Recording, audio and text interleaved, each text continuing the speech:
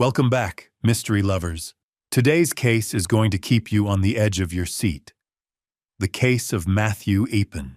Sunil and Deborah got married in 1990 after meeting in medical college. Sunil, from Chicago, USA, followed his father's path and became an anesthesiologist, while Deborah worked as an ophthalmologist. Their first child, Brendan, was born in 1994, and their second child, Matthew, born May 24, 1996.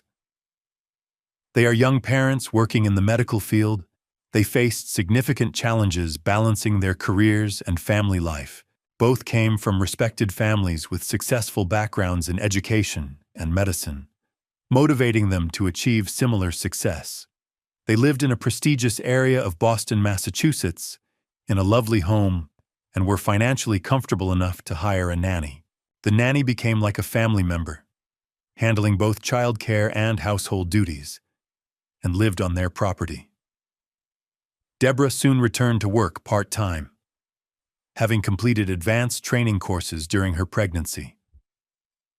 Balancing her professional responsibilities with family care was difficult and stressful. The high workload placed on the nannies often led to them leaving due to stress or being dismissed if they couldn't meet the family's expectations. Before hiring 18-year-old Louise Woodward from Cheshire, Great Britain, they used to employ 3 other nannies. Louise lived with her family until she turned 18, then decided to take a gap year in the United States before continuing her education.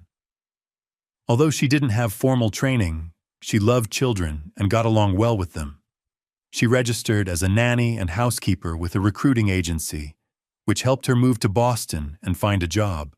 In December 1996, she started working for the Sunil family, whose youngest child, Matthew, was only 8 months old.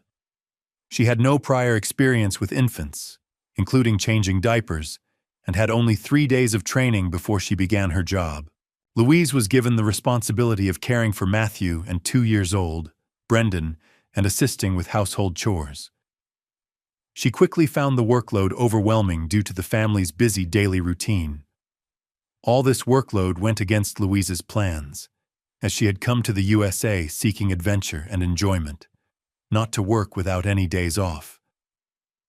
She initially thought that being a nanny would provide her with a livelihood without much responsibility. However, looking after children aged 8 months and 2 years truly requires experience, training, and a sense of responsibility.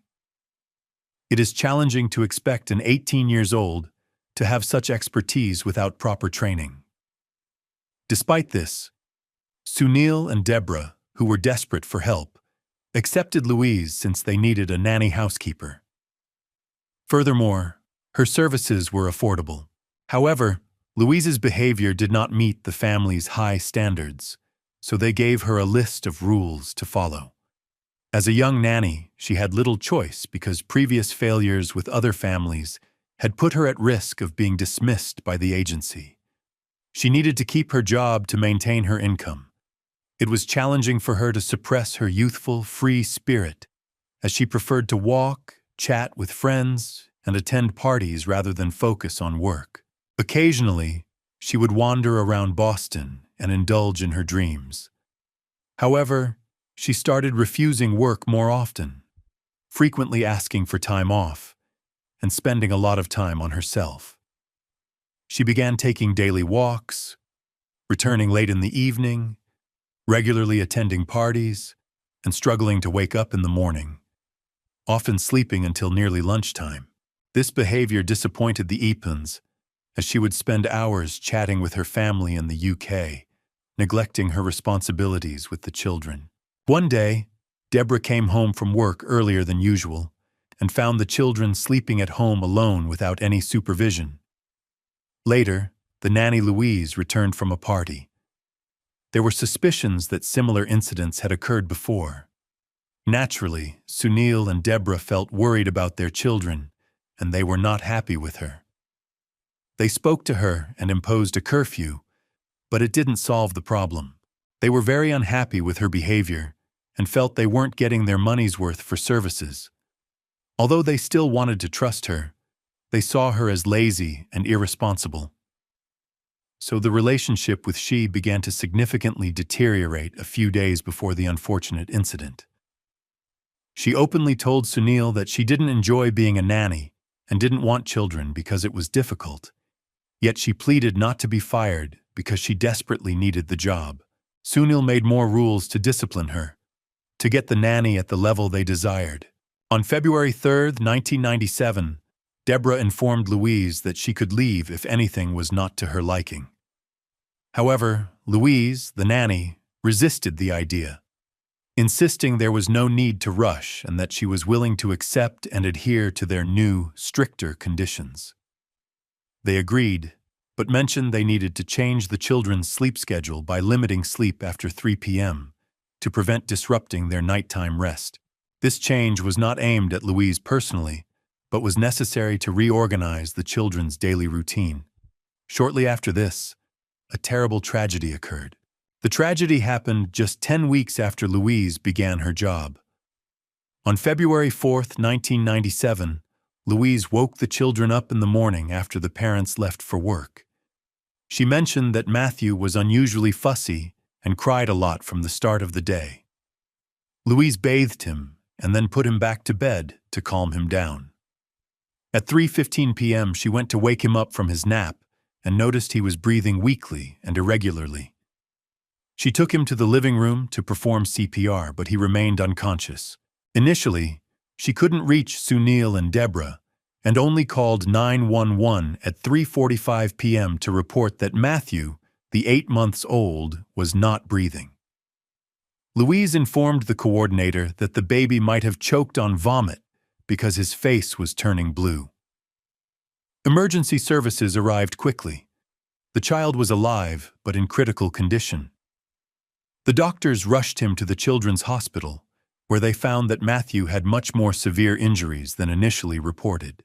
Matthew, an 8-month-old baby, was found to have a 10-centimeter crack at the base of his skull, bleeding in his eyes, a hematoma between the skull and brain, and bleeding in his neck and back of the brain. He also had a broken wrist, and vomit was found in his trachea.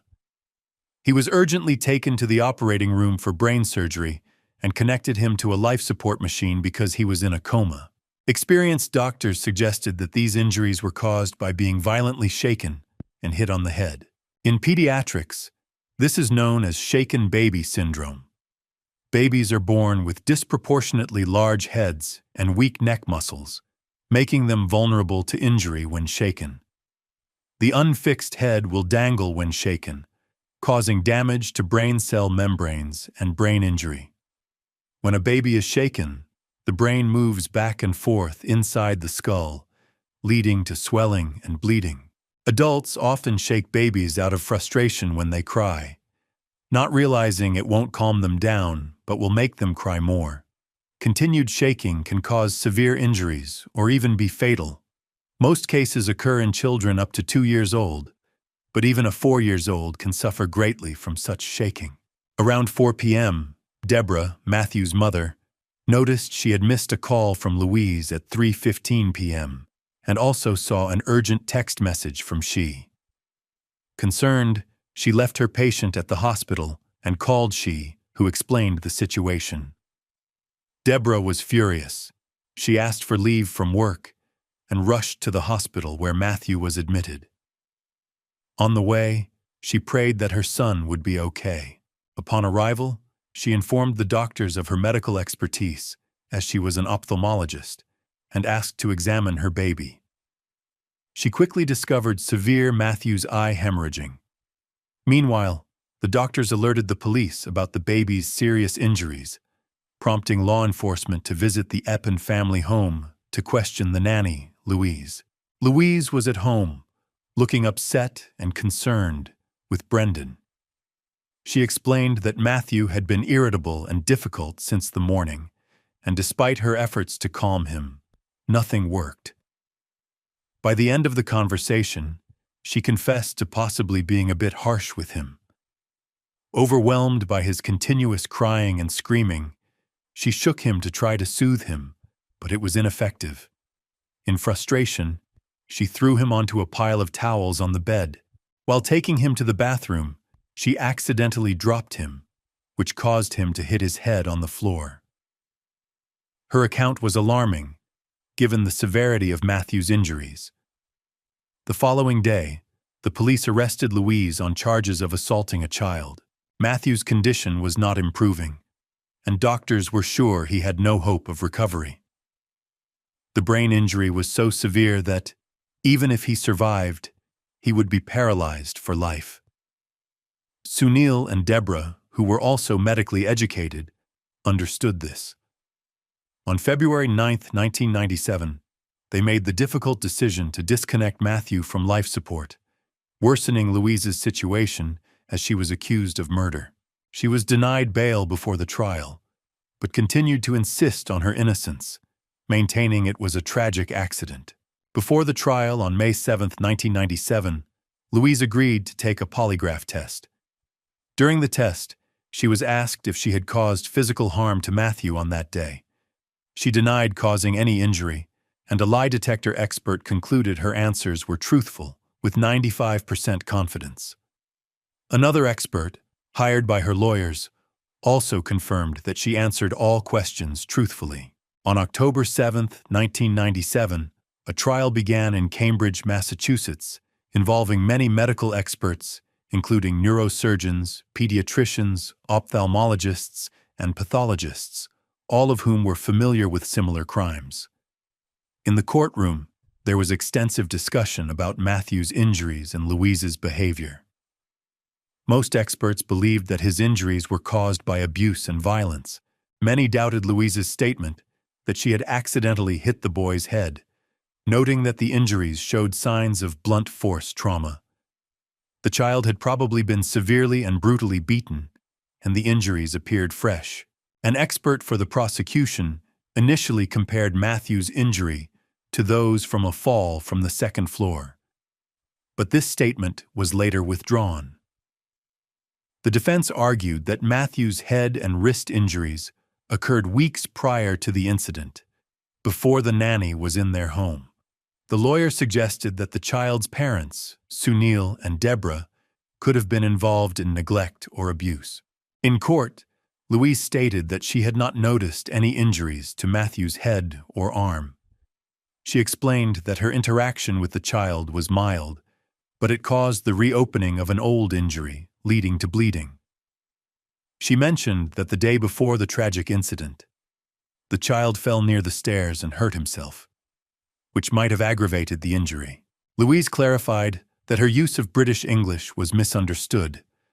When she said popped, she meant she placed the child on the bed, not threw him, as might be interpreted in American English, and she denied dropping the baby in the bathtub. The defense argued that if the prosecution's claim of cruel treatment were true, Matthew would have had serious bruises and hematomas on the head and body, which were not present. This suggests that the child might have been shaken to calm him down, but not to the extent the prosecution claimed. Louise, in an emotional outburst, lost control and shook the child, causing old injuries to resurface. Witnesses and experts testified that there was no fresh bleeding in the brain, indicating that the skull fracture was an older injury. However, Sunil va Deborah denied that Matthew had suffered such a traumatic brain injury. The defense suggested that these actions might have been driven by fear, as Louise panicked while trying to revive the child. Unfortunately, Brendan could not testify at the trial because he was too young to understand what had happened. During the trial, Louise acted inappropriately. She occasionally smirked and laughed, which was attributed to nervous shock. At the time, she was reportedly only 18 years old, and the incident described triggered such a reaction. Additionally, she retracted her initial testimony obtained by detectives during the first interview. She did not mention how challenging it was to work for the Eappen family, who overwhelmed her with childcare and household duties, for which she was unprepared. She had come to the United States to relax and have fun. Despite this, she insisted that she never mistreated the children. She claimed she would never harm a child, especially to the extent of causing serious injuries that led to a coma and could paralyze an 8-month-old baby. Louise's relatives from the UK spoke at the trial, praising her as a gentle and reserved person. They described her as an obedient parishioner of a local church, a vegetarian, and a clarinet player. However, her friends from the US had a different view, seeing her as a party girl who never missed a chance to go out. 3 of her friends testified at the trial, as well as former employers who had let her go due to incompetence and irresponsibility. The prosecution highlighted that she tried to wake Matthew 15 to 20 times, but found the boy wasn't breathing. She attempted to help him and called his parents, but they didn't answer. It took her half an hour to finally call 911. The prosecutor questioned why she delayed calling for emergency help when immediate action was needed. She explained that she was panicking and stressed, trying hard to manage the situation on her own. Throughout the trial, Louise showed little emotion. She occasionally smiled but never expressed regret for what happened. She spoke fondly of Brendan and Matthew, she describing Brendan as smart and talkative, and Matthew as a sweet, smiling, and playful child. The trial was broadcast live on British television, capturing the attention of almost the entire country, with many people supporting she. On October 30th, 1997, a jury found Louise Woodward guilty of second-degree murder. She begged the judge to lighten her sentence. She begged them not to let her spend the rest of her life in prison for something she didn't do. However, the judge ignored her pleas. Louise was sentenced to life in prison, with the possibility of parole after 15 years. Upon hearing the sentence, she burst into tears, unable to believe what was happening. She questioned the judge, insisting that she hadn't done anything wrong and sincerely hoped for an acquittal. Her mother supported her, stating in court that a terrible judicial error had occurred. She argued that her daughter could not have harmed a defenseless child, and that she was innocent and did not deserve such a harsh punishment. In fact, the jury's opinions were mixed. Many people believe that Louise is innocent in Matthew's death, attributing it to an old injury. However, after further deliberation, the jury concluded she was guilty. It later emerged that those who initially supported acquittal were persuaded to vote guilty. This thing sparked significant public outcry in both the United States and Louise's home country, Britain. Many people in the UK donated funds to assist Louise and her family, totaling about $500,000. Additionally, there were mass protests from supporters who believed Louise was an innocent victim of the US legal system.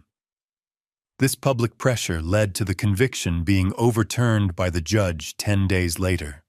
By then, Louise had already spent about 8 months in prison.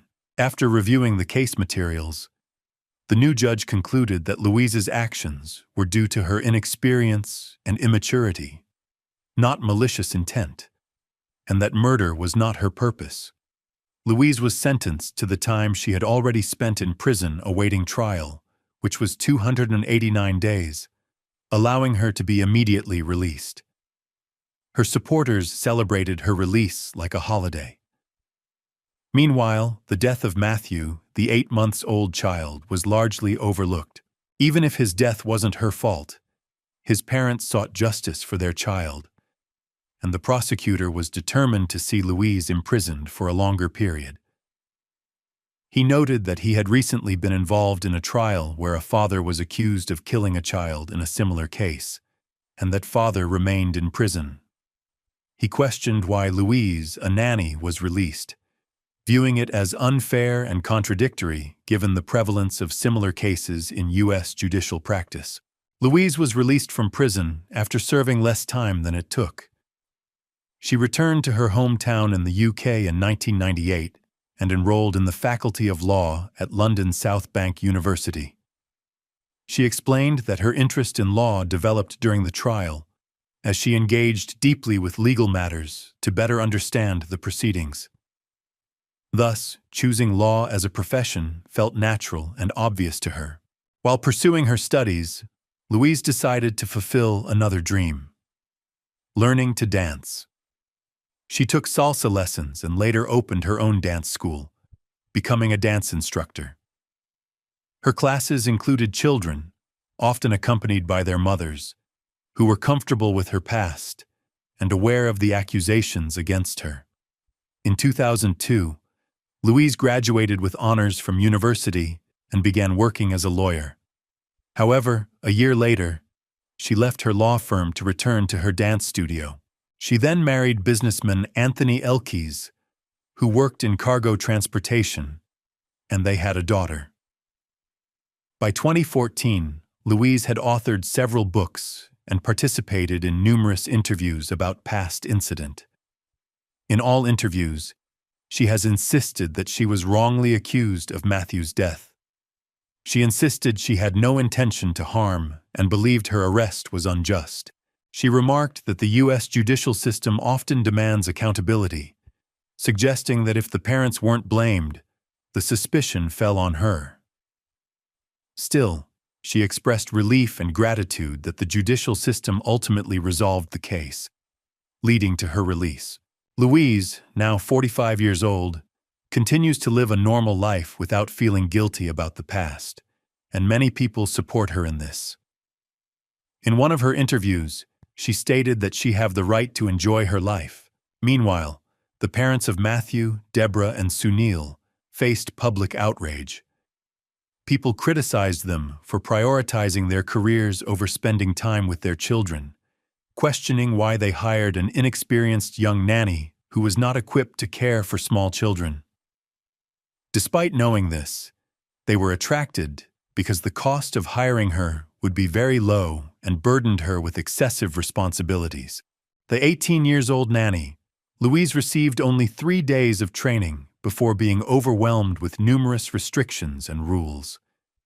Due to public pressure, the Eappen family had to relocate to a new, undisclosed address. It is known that they now have 2 more children and no longer hire nannies, with Deborah taking on the responsibility of raising the children herself. They established the Matthew Eappen Foundation at Boston Children's Hospital to enhance child safety and well-being by educating the public about the dangers of shaking a baby and providing support to victims and their families.